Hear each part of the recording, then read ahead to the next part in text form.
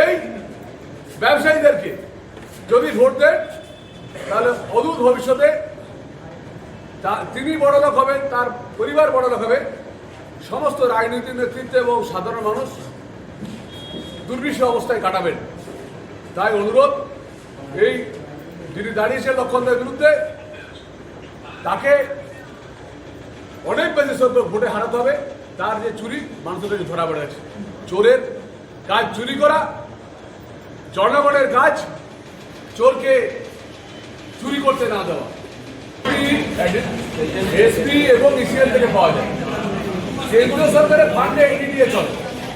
সেই টাকা এইবারে লক্ষণদা বলেছিলেন যে বেশি টাকা মঞ্জুরি করা হোক, আজকে তাই ইসিএল এবং সেল থেকে টাকাটা দেওয়া এডিডিএকে, সেই টাকায় উনি কাজ করছেন, সেই টাকাতে উনি কাটমানি খাচ্ছেন 30%। তো তাই এডিডি নিয়ে গর্ব করা কিছু নেই, এডিডি নিয়ে পুরোপুরি কেন্দ্র সরকারের ফান্ডিং এর টাকা চলে। যদি কারো কোনো প্রশ্ন থাকে তাহলে ডাকাত ব্যবসায়ী যাকে কেউ ভোট দেবে না, একদম সরাসরি অভিযোগ করছেন। কেউ কিছু অভিযোগ করলে যে তার একটা তার বাস্তবকার্য ব্যাপার তো থাকতে হবে। অযাচিত মানে হয়তো এসব প্রশ্নের উত্তর দেওয়া মানে ইম্পর্টেন্স বাড়িয়ে দেওয়া। আই ডোন্ট বিলিভ এগুলোর কোনো প্রপার কোশ্চেন।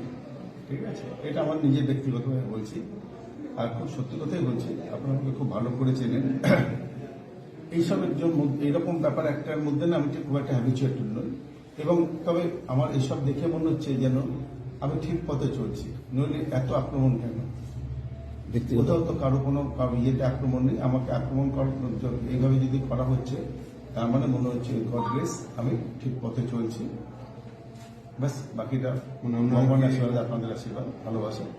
আপনারা কি কোথাও অভিযোগ বা মানে যেভাবে অভিযোগটা এসছে, কোথাও 700 কোটি টাকা আপনি পাঠাচ্ছেন, 40 কোটি টাকা থেকে 2,500 কোটি টাকা করেছেন, রাজভঙ্গের দায়িত্ব পেয়েছেন, ফান্ডিং করার। শোনো, আপনাকে বললাম না, চিলে কান নিয়ে গেল বললে যে চিলের পিছনে দৌড়াতে হবে, এরকম লোক আমি নই। আপনারাও আমাকে জানেন, দুর্গাপুরের লোক সবাই আমাকে জানে। তো এইসব কথা বলে মানে নিজেদেরকে বিব্রত করছে, আমাকে বিব্রত করছে না। কারণ যারা শুনছে এটা, তারাই উত্তরটা দেবে। হ্যাঁ, আমার দেওয়ার প্রয়োজন পর্যন্ত